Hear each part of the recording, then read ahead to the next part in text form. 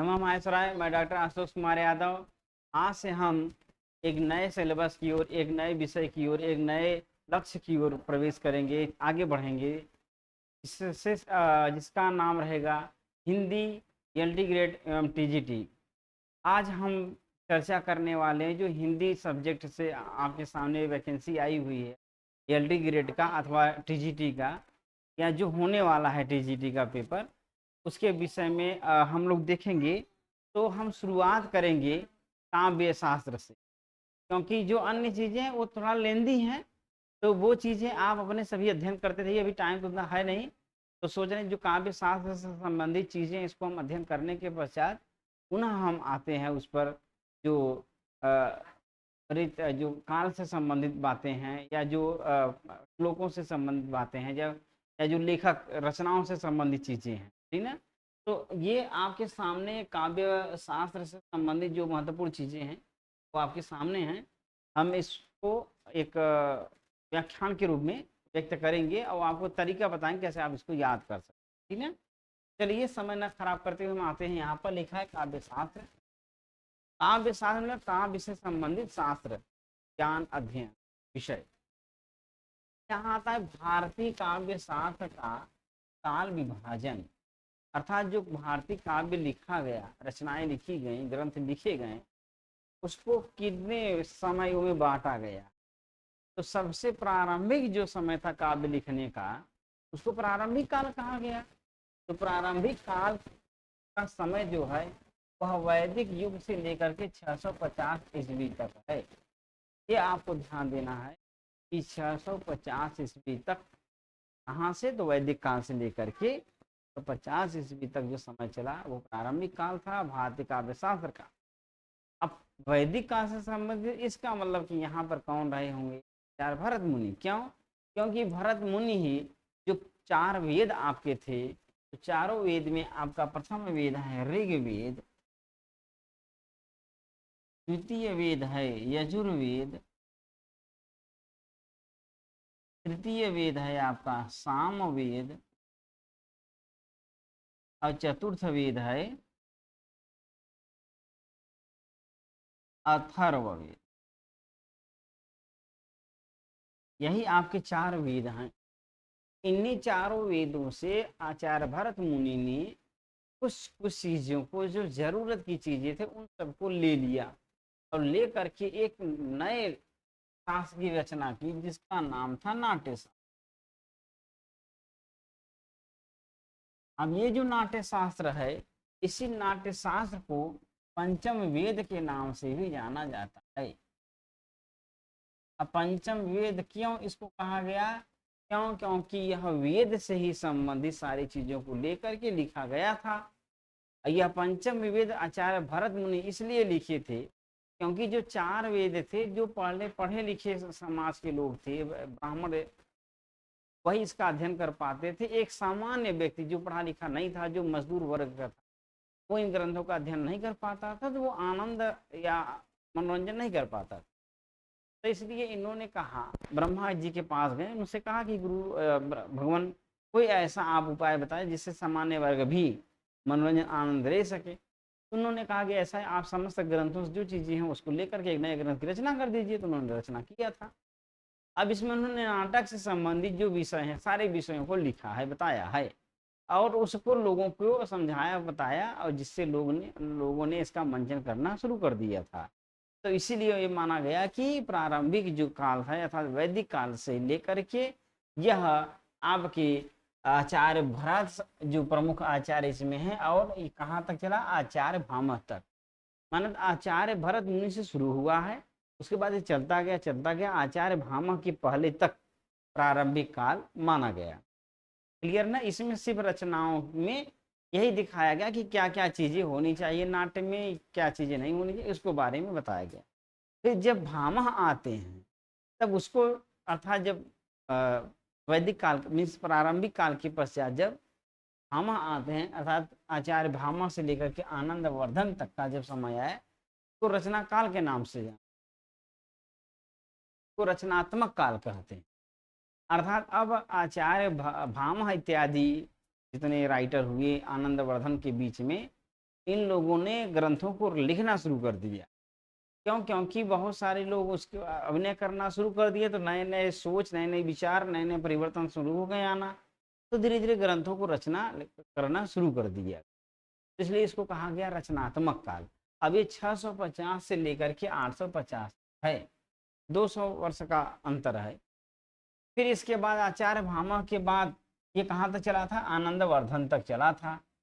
अब फिर अगला है आनंदवर्धन का समय, तो इसमें निर्णयात्मक काल कहा गया। क्यों कहा गया इसको समझिए। जैसे कोई चीज़ जब हम प्रारंभ करते हैं तो वो चीज़ें जैसे बन गई वैसे बन गई, क्योंकि प्रारंभ हो रहा है। जैसे शुरू शुरू में जब कंप्यूटर आया या टीवी आई तो उसका एक अलग रूप था, मोबाइल आया उसका एक अलग रूप था, लेकिन धीरे धीरे उसमें परिवर्तन होता गया। आज आपके सामने जो मोबाइल है वो आप देख ही रहे हैं। पहले कीपैड आया, उसके पहले और क्या रहा होगा, उसके पहले तार वाला फ़ोन चल रहा था, तो परिवर्तन हुआ। तो प्रारंभिक काल में नॉर्मल, फिर बस शुरू कर दिया गया बस। और जब प्रारंभ हुआ तो जितने लोगों ने देखा उसको और अधिक बनाना शुरू कर दिया। जैसे मोबाइल मान लीजिए शुरू शुरू में आई, तो चलिए ठीक, बहुत सारी मोबाइल आ गई, तो आई तो कहाँ से आई? बाहर से आई, तो लोगों ने सिर्फ लिया उसको। फिर जब यहाँ के लोगों ने उसको चिंतन किया तो फिर नए मोबाइल की रचना किए, नए नए मोबाइल बनाए, तो रचनात्मक काल हो गया। फिर जब बनाए तो जो इसके इंजीनियर थे उन इंजीनियरों ने उस पर निर्णय करना शुरू कर दिया कि कौन सा सही है कौन सा गलत है, या इसमें क्या हम परिवर्तन कर सकते हैं। तो तीसरा काल आ जाएगा निर्णयात्मक का। जब निर्णय ले लेंगे कि हाँ नहीं ठीक है, अब आप ये आप अच्छा बना रहे हैं, आप इसको और आगे बना सकते हैं, तो फिर आ जाता है व्याख्यात्मक काल।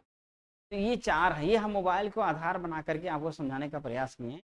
आप इसके आधार पर इस चारों कालों को आप याद कर सकते हैं। क्लियर है ना?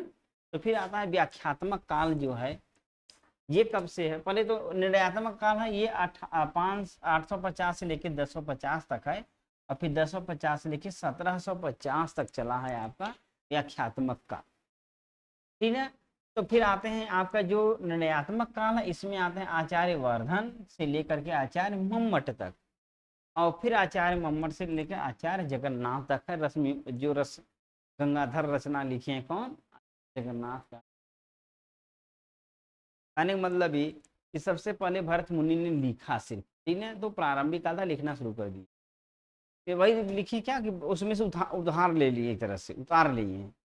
लेकिन जब भामा आते हैं, भामा के और आनंदवर्धन के बीच में जितने राइटर हैं उन्होंने नए नए ग्रंथों को लिखना शुरू किया, उसमें सोच चिंतन किए और नए नए विषयों को लिखना शुरू किया। फिर लिखना शुरू किया तो उसको निश्चित करने के लिए कि आप सही लिख रहे हो गलत कर रहे हो, गलत लिख रहे हो, क्या होनी चाहिए क्या नहीं होनी चाहिए, इसका निर्णय करने के लिए फिर एक समय आया, तो जिसको निर्णयात्मक काल कहा गया। तो यहाँ आ गए आनंदवर्धन, और आपके आ जाते हैं आचार्य मम्मट। आनंदवर्धन ने एक ग्रंथ लिखा ध्वन्यालोक, अब आचार्य मम्मट ने लिखा काव्य प्रकाश। तो ये आप ध्यान देंगे, इनकी रचना क्या है? आनंदवर्धन की तो है ध्वन्यालोक, इन्होंने ध्वनि के विषय में बताया। कुल मिलाकर ये भी काव्य का लक्षण, काव्य का प्रयोजन, काव्य का उद्देश्य, काव्य का हेतु, काव्य किसे कहते हैं, काव्य में क्या क्या शब्द अर्थ होता है, तो शब्द क्या है, अर्थ क्या है, गुण दोष क्या, सब सारी चीजें बताएं। इसी प्रकार से आचार्य मम्मट ने लिखा काव्य प्रकाश, वही विषय पर इन्होंने भी चिंतन किया, काव्य प्रकाश लिखते हैं। अब ये इनकी ग्रंथ काव्य प्रकाश हो गई, ध्वन्यालोक हो, इसमें निर्णय दिया गया कि काव्य में क्या क्या होनी चाहिए, अगर नहीं है तो वो आपका काव्य ग्रंथ गलत है। फिर अंत में जब ये सब क्लियर हो गया, फिर अंत में व्याख्या। अब व्याख्या से संबंधित ग्रंथ लिखे जाने शुरू हो गए, अर्थात काव्य क्या है, तो काव्य के विषय में जब लिखें तो उसकी पूरी व्याख्या कर। ये होता है आचार्य मम्मट से लेकर के आचार्य जगन्नाथ, ये चार तरह से आप। अब आता है प्रमुख आचार्य उनके ग्रंथ। अब ग्रंथों को आप जरूर याद करेंगे, ये बहुत इंपॉर्टेंट है। जो इतना दिया गया है ग्रंथ, आप इतना ही यदि तैयार कर लेते हैं तो आपका इसमें से हाँ हाँ ग्रंथ से संबंधित चीजें आपका क्लियर हो जाए। ठीक है, देखिए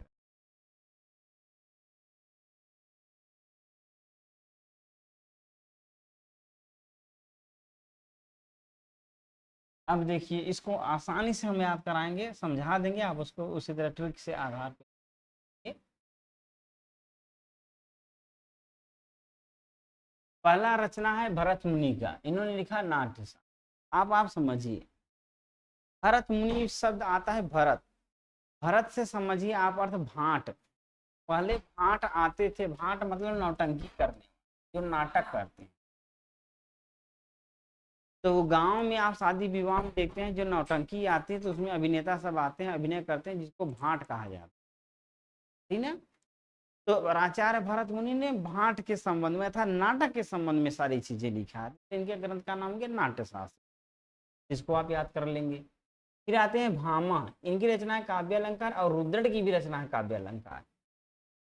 भामा को अलंकार शास्त्र का प्रवर्तक माना जाता है। तो इस सबसे पहले आए भामा, तो भरत के बाद कौन आएंगे, भामा, भा भी भू भू, हम लोग कक्का खिक्की पढ़ते हैं 12 कड़ी, तो भा के बाद भा आएगा था, भामा आएंगे।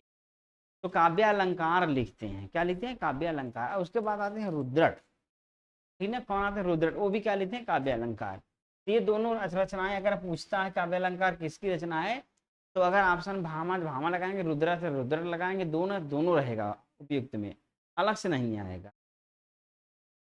फिर वामन का आता है काव्य अलंकार सूत्र वृत्ति। अब देखिए वामन माने होता है, कैसे आप याद करेंगे यही हम बता रहे हैं। वामन माने होता है छोटा, बौना, वामन माने छोटा या बौना।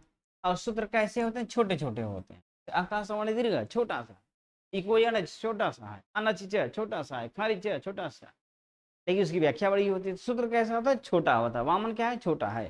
तो काव्य अलंकार सूत्र वृत्ति, सूत्र माने छोटा, इसे आप याद कर लेंगे। काव्य अलंकार सूत्र वृत्ति किसकी रचना है, तो वामन की। क्लियर ना। फिर आता है ध्वन्यालोक। अब इसको कैसे याद करेंगे, देखिए यहाँ लिखा है आनंद वर्धन, वर्धन माने बढ़ाना, आनंद माने खुशी, आनंद, आनंद बढ़ना। अब आनंद कब बढ़ता है, ध्वन्यालोक, जब ध्वन का प्रकाश होता है। ध्वनि कब होगा, जब डीजे बजेगा। याद करने के लिए है, जब डीजे बजता है तो ध्वनि बढ़ता है, जब ध्वनि बढ़ता है तो आनंद बढ़ता है, तो छोटा से लेकर बुढ़वा तक सब नाचते हैं। तो ध्वन्यालोक, देखो कौन बुला रहा है, ध्वन्यालोक। ये किसकी रचना, तो आनंदवर्धन की रचना है ध्वन्यालोक। फिर आता है कुंतक। ये कैसे आप याद करेंगे, याद करने का तरीका बता रहे हैं, समझिएगा। अब यहाँ लिखा है वक्रोक्त जीवितम। वक्र मतलब होता है टेढ़ा, वक्र का अर्थ होता है टेढ़ा। अब यहाँ जो कुंतल लिखा है, इसको आप याद कर लीजिए, कुंतल, किसी के ऊपर एक कुंतल कोई सामान लाद दीजिए तो टेढ़ा हो जाएगा, नहीं हो जाएगा, वक्र टेढ़ा। और जो बोझा ढोने वाले लोग हैं, उनका शरीर अंत में आते थे टेढ़ा हो जाता है, उनका पूरा जीवन ही टेढ़ेपन में बीत जाता है। तो वक्रोक्त जीवितम, कौन, जो कुंतल लादे थे, था कुंतक। तो आचार्य कुंतक की रचना हो गई वक्रोक्त जीवितम, ऐसे आप याद। फिर आता है क्षेमेंद्र। क्षेमेंद्र की रचना कैसे याद करेंगे, समझिएगा।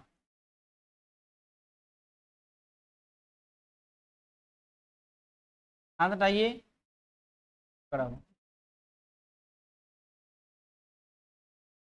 क्षेमेंद्र।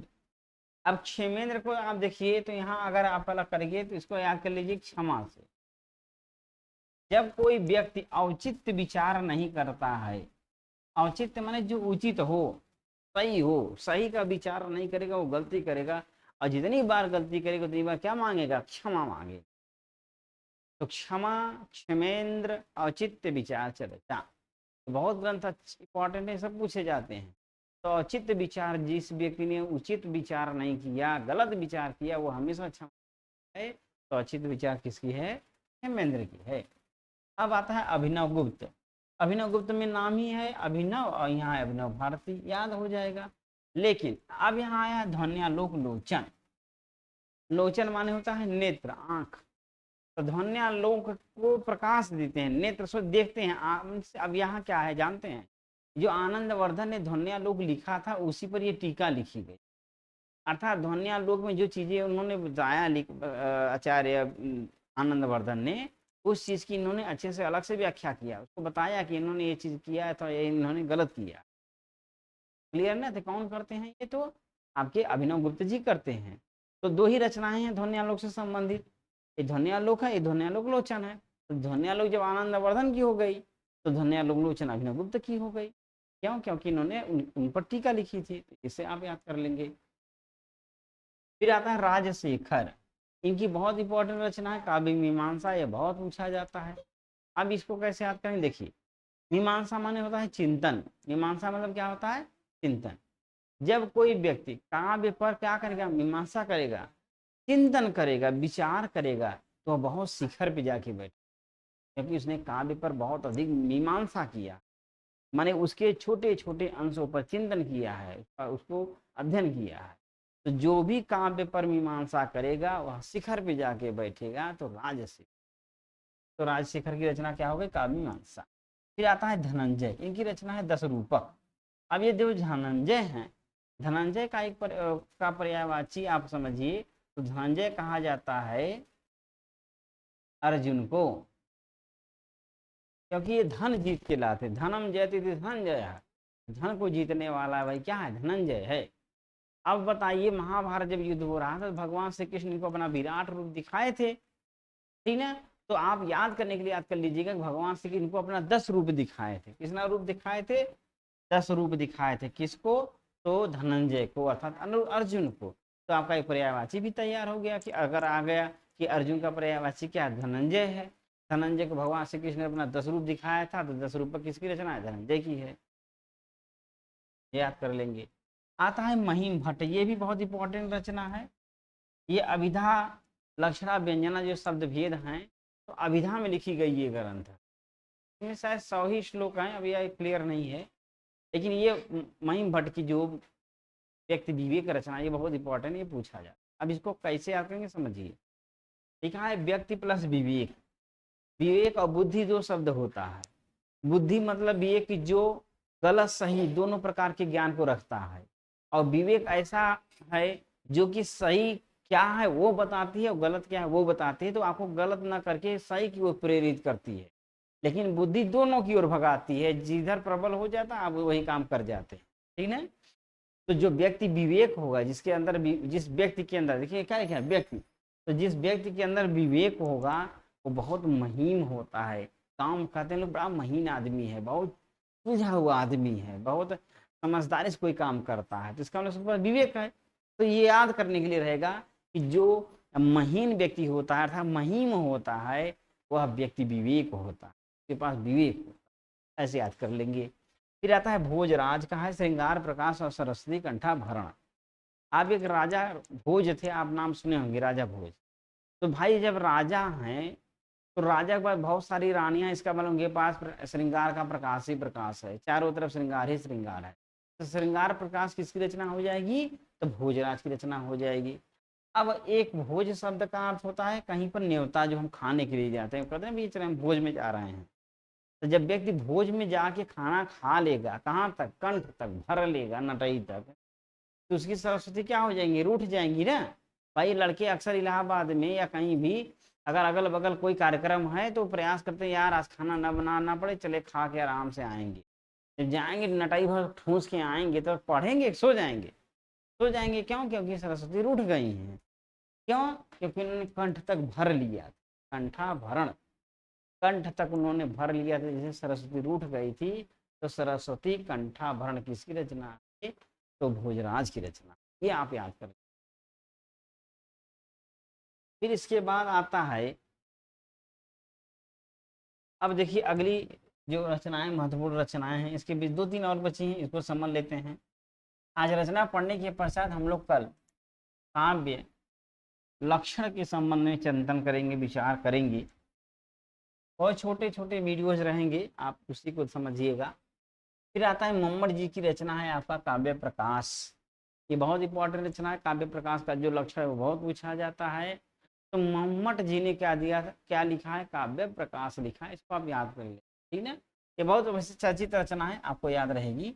विश्वनाथ, इसको कैसे याद करें समझिए। साहित्य दर्पण लिखा है, इनकी रचना है। अब जानते हैं साहित्य पूरे विश्व में है, हर एक भाषा में साहित्य विद्यमान है। तो साहित्य कहाँ है, विश्व में है, तो विश्वनाथ ना। तो साहित्य दर्पण रचना किसकी हो गई, विश्वनाथ, ऐसे याद कर। फिर आता है रामचंद्र गूढ़चंद्र, इनकी रचना है नाट्य दर्पण। अब इसको कैसे याद करेंगे, इसको समझ। नाट्य प्लस दर्पण, दर्पण का अर्थ होता है शीशा और नाट्य मतलब होता है नाटक। अब यहाँ किताब राइटर कौन है, रामचंद्र गूढ़चंद्र हैं। देखिए अगर वास्तविक राम होते तो वह किसी प्रकार का उनके अंदर बनावटी क्रिया नहीं होती। लेकिन जो हम लोग रामलीला में राम का रोल करते हैं तो राम के गुणों को अपने अंदर लाते हैं। वही चीज देखिए लिखा है रामचंद्र गुड़ चंद्र, माने राम अपने अंदर क्या लाए, गुड़ लाए। तो जब राम गुड़ लाएंगे तो वो क्या करेंगे, वो ये करेंगे कि बार बार दर्पण देखेंगे। दर्पण माने क्या देखेंगे, शीशा देखेंगे। दर्पण माने शीशा। तो देखिए नाटक उटक में थोड़ा सा कोई रोल प्ले किए, फिर आप फट से मुंह देखे, कहीं टेढ़ा वाला तो नहीं, वो सही किए, फिर गए देखे। तो याद करने के लिए है कि रामचंद्र गुड़चंद्र था, राम ने गुड़ लिया था, कब लिया था, जब वो दर्पण, क्यों दर्पण कर रहे थे, हाँ नाटक करने के लिए। तो आप याद कर लेंगे। क्लियर ना, कि जो रामचंद्र गुड़चंद्र की रचना कौन सी है, नाट्य दर्पण है। फिर अगला है अप्पय दीक्षित की रचना है कोयलानंद। ये बहुत पूछा जाता है, इसको याद कर सकते हैं आप, ठीक है, इसको रट लीजिएगा। अप्पय दीक्षित की रचना का है कोयलानंद है। फिर अंतिम रचना आपका है जगन्नाथ जी का है, वो रस मीमांसा है, रस गंगाधर। रस मीमांसा तो राजशेखर जी की थी। क्या है ये, जगन्नाथ की रचना है रस गंगाधर। अब देखिए जगन्नाथ जो पूरी आप लोग सुने होंगे भगवान विष्णु के लिए प्रसिद्ध है, और विष्णु माने श्री कृष्ण, और श्री कृष्ण ने रास रचाया था, अर्थात वह श्रृंगार रस के बहुत बड़े, आप कह लीजिए कि एक श्रेष्ठ व्यक्तित्व के रूप में है, ठीक है। तो रस गंगाधर ये किसकी रचना है, तो आचार्य जगन्नाथ की है, ठीक है। तो इसको आप याद कर लीजिएगा कि जो जगन्नाथ थे बड़े रसिक थे, रस गंगाधर। तो बस आज के लिए इतना ही। आप इतने ग्रंथों को अच्छे से जितना पढ़ाएं इसको अच्छे से अध्ययन कर लीजिएगा। जितने रचनाएं बताएं इसको जरूर याद कर लीजिएगा। इसमें से निश्चित है आपका एक प्रश्न आएगा, एकदम इंपॉर्टेंट कर लीजिए। इसके बाद अक्षर जो बताएंगे वो भी इंपॉर्टेंट है, उसमें से भी एक आएगा। ठीक, तो आज के लिए बस इतना ही। आप इतना अध्ययन करिए। नमः शिवाय।